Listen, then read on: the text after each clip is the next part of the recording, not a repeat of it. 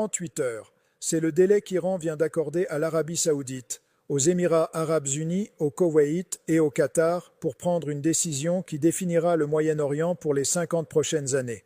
Pas une négociation, pas une consultation diplomatique, un ultimatum délivré simultanément à chaque monarchie du Golfe via des canaux réservés. Le message était identique pour tous, simple, binaire, catastrophique, quelle que soit l'option choisie. Cessez de permettre aux forces militaires américaines d'utiliser votre territoire pour lancer des attaques contre l'Iran. Fermez les bases, refusez les droits de survol, mettez fin au soutien logistique. Ou acceptez que votre infrastructure pétrolière, celle sur laquelle repose toute votre économie, celle qui nourrit vos populations et alimente vos villes, devienne une cible militaire permanente qu'Iran détruira systématiquement jusqu'à ce qu'il ne reste plus rien. 48 heures pour choisir entre le suicide économique et l'abandon stratégique. Il n'y a pas de troisième option, pas de juste milieu, et le délai n'est pas négociable. L'Iran l'a précisé clairement. Nous ne demandons pas votre coopération. Nous vous informons des conséquences de votre choix. Choisissez l'Amérique. Vos champs pétroliers brûlent. Choisissez vos champs pétroliers. L'Amérique s'en va. Dans tous les cas, le Golfe tel qu'il existait il y a 2 semaines, celui où les monarchies équilibraient leurs relations des deux côtés, où la neutralité était possible, où la richesse achetait la sécurité, ce Golfe-là a disparu. Et il ne reviendra pas. Le 8 mars 2026, des représentants iraniens ont délivré des messages identiques au prince héritier d'Arabie saoudite, au président des Émirats arabes unis, à l'émir du Koweït et à la direction du Qatar, non pas par des canaux diplomatiques officiels, mais via des canaux renseignés que les États du Golfe maintiennent avec l'Iran précisément pour des communications qui ne peuvent pas être rendues publiques. Le genre de canaux qu'on utilise quand le message est trop sensible pour la diplomatie formelle. Le message était direct. Votre territoire est utilisé pour lancer des attaques qui tuent des civils iraniens. Des avions américains décollent de vos bases. Des drones américains opèrent depuis vos pistes. Des missiles américains transitent par votre espace aérien. Des réseaux logistiques américains fonctionnent depuis vos ports. Chacune de ces opérations fait de vous des belligérants. Pas une partie neutre, des belligérants. Et les belligérants paient le prix en temps de guerre. Vous avez 48 heures pour mettre fin à l'utilisation militaire américaine de votre territoire. Passé ce délai, si les opérations américaines se poursuivent depuis votre sol, nous commencerons à détruire systématiquement votre infrastructure de production pétrolière. Pas vos bases militaires, vos champs pétroliers, vos raffineries, vos terminaux d'exportation, vos pipelines, vos installations de stockage, tout ce dont vous avez besoin pour extraire, traiter et exporter la ressource dont dépend votre économie. Nous le détruirons méthodiquement, complètement et irréversiblement, et vous ne pouvez rien faire pour nous en empêcher. Les monarchies du Golfe ont reçu ce message et ont immédiatement compris 3 choses. Premièrement, l'Iran ne bluffe pas. Les 2 dernières semaines ont démontré qu'Iran peut frapper n'importe quelle cible dans le Golfe avec précision. Les installations pétrolières saoudiennes ont déjà été attaquées. Les raffineries koweïtiennes ont été touchées. La capacité est prouvée. Deuxièmement, les défenses américaines ne peuvent pas protéger l'infrastructure pétrolière du Golfe. Il y a trop de cibles, trop dispersées, trop vulnérables. Un seul champ pétrolier saoudien, Ghawar, compte plus de 800 têtes de puits individuels réparties sur 280 km. On ne peut pas placer une batterie patriote sur chaque tête de puits. On ne peut pas intercepter chaque missile quand 50 sont lancés simultanément contre 50 cibles différentes. Les calculs ne fonctionnent pas. Troisièmement, le délai de 48 heures est réel. L'Iran n'engage pas une négociation. L'Iran en termine une. Le point de décision est ici, maintenant, et différer est en soi un choix qu'Iran interprétera comme le choix de l'Amérique. Passons en revue ce que chaque option signifie réellement, parce que ce n'est pas un puzzle diplomatique où une habile négociation trouve un chemin du milieu. C'est un piège binaire où les 2 portes mènent au désastre. Option 1. Choisir l'Amérique. Dire à l'Iran que les États du Golfe ne plieront pas face aux ultimatums, que les engagements d'alliance avec l'Amérique comptent, que la souveraineté signifie accueillir les forces que l'on choisit. Les bases américaines restent. Les opérations américaines continuent. L'Iran met sa menace à exécution. Les missiles iraniens commencent à frapper les champs pétroliers saoudiens. Les installations d'Aramco qui produisent 10 millions de barils par jour commencent à tomber hors service. Pas tous en même temps, systématiquement. Un champ par jour, une raffinerie par semaine. une campagne soutenue conçue pour réduire la production pétrolière saoudienne de 10 millions de barils par jour à 5 millions, puis à 2 millions, puis à fonctionnellement zéro en l'espace de 3 mois. Qu'est-ce que cela fait à l'Arabie saoudite? Les revenus pétroliers représentent 87% des recettes de l'État saoudien. Quand la production pétrolière chute de 50%, les recettes de l'État chutent de 50%. L'Arabie saoudite ne peut plus payer les salaires du secteur public. Elle ne peut plus subventionner la nourriture et le carburant pour sa population. Elle ne peut plus financer les programmes sociaux qui empêchent une jeunesse avec 60% de chômage de se soulever. Le pays qui achetait la stabilité avec sa richesse pétrolière perd cette richesse pétrolière. La stabilité suit. Ce n'est pas hypothétique, c'est mathématique. Et le gouvernement saoudien le sait.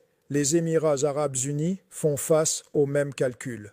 Les revenus du pétrole et du gaz représentent 30% du PIB. Mais surtout, ils sont le socle de tout le reste. Le marché immobilier dans lequel les investisseurs étrangers ont déversé leur argent s'effondre quand le pays devient une zone de guerre. Le secteur touristique que Dubaï a bâti disparaît quand les compagnies aériennes ne volent plus vers une ville sous attaque de missiles.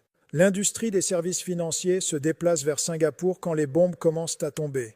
Les Émirats ne perdent pas seulement leurs revenus pétroliers, ils perdent tout ce que ces revenus ont rendu possible. Le Koweït, le Qatar, même histoire, chiffres différents, résultats identiques. L'infrastructure pétrolière détruite signifie l'infrastructure économique effondrée. L'effondrement économique dans un État rentier signifie que l'effondrement politique suit en quelques mois. Option 2.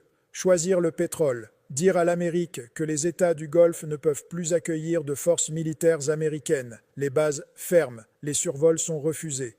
Le personnel américain a 30 jours pour partir. L'Iran cesse d'attaquer l'infrastructure pétrolière. Le pétrole continue de couler, l'économie survit. Et l'Amérique s'en va définitivement, parce qu'une fois que vous expulsez les forces américaines en temps de guerre, vous ne les récupérez pas. L'alliance est terminée, pas en pause, terminée.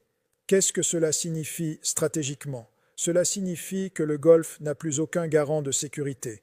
L'Iran devient l'hégémon régional par défaut. L'Arabie saoudite, les Émirats, le Koweït, le Qatar, tous deviennent des États clients de l'Iran. Non pas par la conquête, mais par la simple réalité qu'ils ne peuvent pas se défendre seuls et que le pays qui pouvait les défendre est parti. L'influence iranienne s'étend vers chaque capitale du Golfe.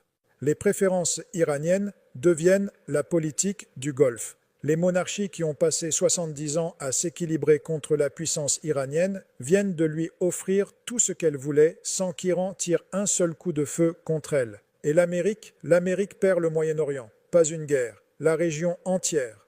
60 ans d'infrastructures d'alliance, de positionnement stratégique, d'accès militaire. Tout cela disparaît parce que les États du Golfe ont choisi leur survie plutôt que l'alliance. La présence militaire américaine qui a défini la région depuis 1945 prend fin, non pas parce que l'Amérique a été vaincue militairement, mais parce que ses alliés ont conclu que la protection américaine coûte plus qu'elle n'apporte. Voici ce qui rend cet ultimatum stratégiquement brillant. Le délai de 48 heures ne laisse pas aux États du Golfe le temps de négocier. Il ne laisse pas à l'Amérique le temps de déployer des défenses supplémentaires. Il ne laisse de temps à personne pour trouver une sortie diplomatique. 48 heures, c'est assez pour prendre la décision, pas pour y échapper. L'Iran a conçu ce calendrier spécifiquement pour empêcher la seule chose dans laquelle les États du Golfe excellent, le délai et l'ambiguïté. Les monarchies du Golfe ont survécu des décennies en ne s'engageant jamais pleinement d'aucun côté des rivalités régionales. Elles maintiennent des relations avec l'Amérique et l'Iran. Elles achètent des armes à l'Occident et maintiennent un dialogue avec Téhéran. Elles accueillent des bases américaines et envoient des délégations aux dirigeants iraniens. Cette stratégie fonctionnait parce que les deux camps la toléraient. L'Iran ne la tolère plus. L'ultimatum force un choix qui ne peut être différé, contourné, ni géré par l'ambiguïté diplomatique habituelle. Et les 48 heures créent un compte à rebours qui presse tout le monde simultanément. L'Arabie saoudite ne peut pas attendre de voir ce que décident les Émirats, car le délai est le même pour tous. Les Émirats ne peuvent pas se coordonner avec le Koweït, faute de temps pour des séances de stratégie multilatérale. Chaque pays doit faire son propre calcul isolément, sous pression temporelle, avec une information incomplète. Ce n'est pas de la diplomatie, c'est de la coercition optimisée pour une efficacité maximale. Le délai empêche aussi l'intervention américaine de modifier l'équation. 48 heures, ce n'est pas suffisant pour que les États-Unis déploient de nouveaux systèmes défensifs, négocient des garanties de sécurité ou restructurent leur posture militaire régionale. Les responsables américains peuvent faire des promesses, mais ils ne peuvent pas livrer une capacité qui changerait la vulnérabilité fondamentale de l'infrastructure pétrolière du Golfe en 48 heures. L'Iran s'en est assuré. Parlons de pourquoi les défenses américaines ne peuvent pas protéger l'infrastructure pétrolière du Golfe, car ce n'est pas une question d'engagement ou de volonté américaine, c'est de la physique, de la géométrie et de la densité de cibles. L'infrastructure pétrolière d'Arabie saoudite, le champ de Ghawar, le plus grand du monde, s'étend sur 280 km avec plus de 800 têtes de puits individuelles. Les installations de traitement d'Abqaiq, l'installation pétrolière la plus importante de la planète, traite 7 millions de barils par jour. Le terminal d'exportation de Ras Tanura charge 6 millions de barils par jour sur des pétroliers. Le champ de Sheiba, le champ de Safania, le champ de Manifa, chacun couvrant des centaines de kilomètres carrés avec des dizaines de points de défaillance critiques. On ne peut pas défendre cela avec des intercepteurs de missiles. Une batterie Patriote couvre un rayon d'environ 20 km. Pour offrir une couverture superposée sur le seul champ de Ghawar, il faudrait 15 à 20 batteries Patriote. L'Arabie saoudite en possède 8 au total. Les États-Unis en ont 10 dans toute la région. Les calculs ne fonctionnent pas. Et même s'ils fonctionnaient, chaque batterie dispose de 60 intercepteurs. Si l'Iran tire 500 missiles simultanément contre 500 cibles différentes sur l'ensemble de l'infrastructure pétrolière saoudienne, les intercepteurs s'épuisent avant que la moitié des cibles ne soient couvertes. Le reste fait impact. L'Iran a démontré sa capacité à tirer plus de 1000 missiles et drones en une seule journée contre des cibles dispersées dans 6 pays. La capacité opérationnelle est prouvée.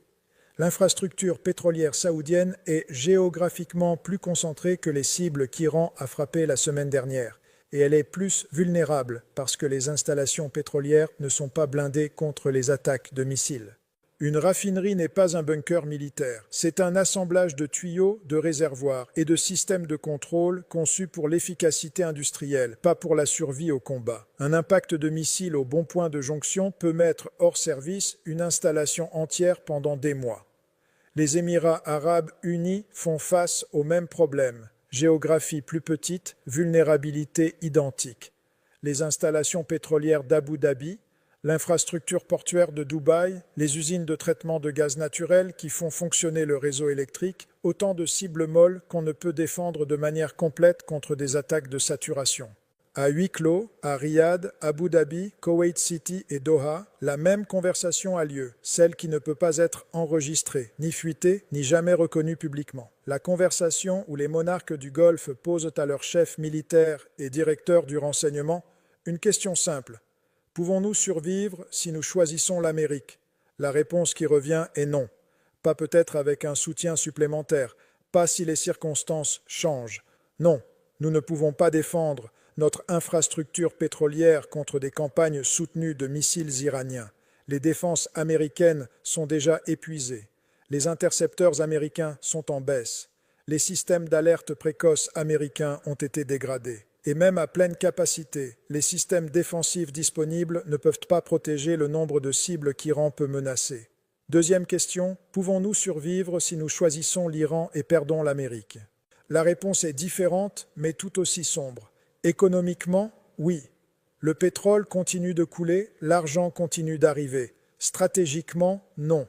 Nous devenons des dépendances iraniennes. Notre politique étrangère devient la politique étrangère de Téhéran. Notre sécurité dépend de la bonne volonté iranienne. Nous survivons, mais nous ne sommes plus souverains dans aucun sens significatif.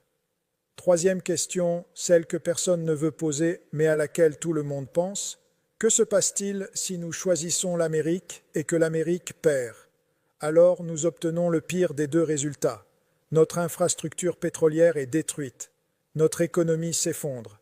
Et l'Amérique, ayant perdu la guerre plus large, se retire de toute façon. Nous avons fait le choix loyal et n'avons rien obtenu en retour, sinon la ruine. C'est la question qui tient chaque monarque du Golfe éveillé en ce moment, parce que les 2 dernières semaines ont montré quelque chose que personne ne voulait voir. L'Amérique pourrait ne pas gagner cela. Les défenses américaines ont été dégradées. Les forces américaines ont subi des pertes. Les groupes de porte-avions américains se sont repositionnés plus loin de la menace. Ce ne sont pas les actions d'une armée qui dominent le conflit. Et si l'Amérique ne domine pas maintenant, 2 semaines après, à quoi ressemble la situation dans 2 mois? La diplomatie traditionnelle nécessite du temps, des intermédiaires et de l'espace pour des compromis qui sauvent la face. L'Iran a éliminé les 3 avec l'ultimatum de 48 heures. Il n'y a pas le temps pour le type de négociation par canaux réservés qui diffusent habituellement ces situations. Il n'y a pas d'intermédiaire crédible auprès des 2 parties pouvant arbitrer un juste milieu. Et il n'y a aucun compromis permettant de sauver la face parce que la demande de l'Iran est binaire. Les forces américaines s'en vont ou le pétrole brûle.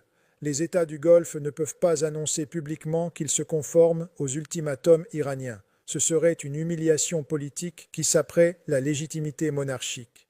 Mais ils ne peuvent pas non plus annoncer publiquement qu'ils défient les ultimatums iraniens, car ce serait admettre que la guerre approche, ce qui déclencherait une fuite des capitaux, une panique de la population et un effondrement économique avant même que le premier missile soit lancé. Alors que se passe-t-il réellement en 48 heures? Les États du Golfe donneront probablement à l'Iran des garanties privées que les opérations offensives américaines depuis leur territoire seront silencieusement restreintes, tout en maintenant publiquement qu'ils prennent leurs propres décisions souveraines. L'Iran acceptera probablement cette conformité privée tout en proclamant publiquement la victoire que les États du Golfe ont cédé à la pression iranienne. L'Amérique acceptera probablement les nouvelles restrictions tout en maintenant publiquement que les partenariats du Golfe restent solides. Et tout le monde fera semblant que l'humiliation n'a pas eu lieu. Mais le résultat est le même.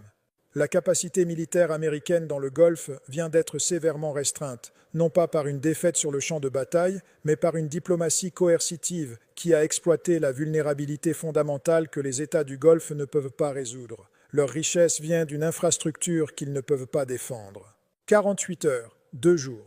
Le temps qu'il faut pour traiter une décision bureaucratique de routine, pas assez pour restructurer 70 ans de relations d'alliance, déployer de nouveaux systèmes défensifs ou trouver des sorties diplomatiques qui n'existent pas. Les monarchies du Golfe font des calculs en ce moment même qui définiront si l'Amérique reste une puissance au Moyen-Orient ou devient une simple note de bas de page historique dans la région. L'ultimatum est élégant dans sa cruauté. Choisissez l'allié qui ne peut pas vous protéger, ou choisissez l'adversaire qui peut vous détruire. Les 2 choix sont des défaites. L'un est l'effondrement économique immédiat, l'autre est l'irrélevance stratégique lente. Il n'y a pas de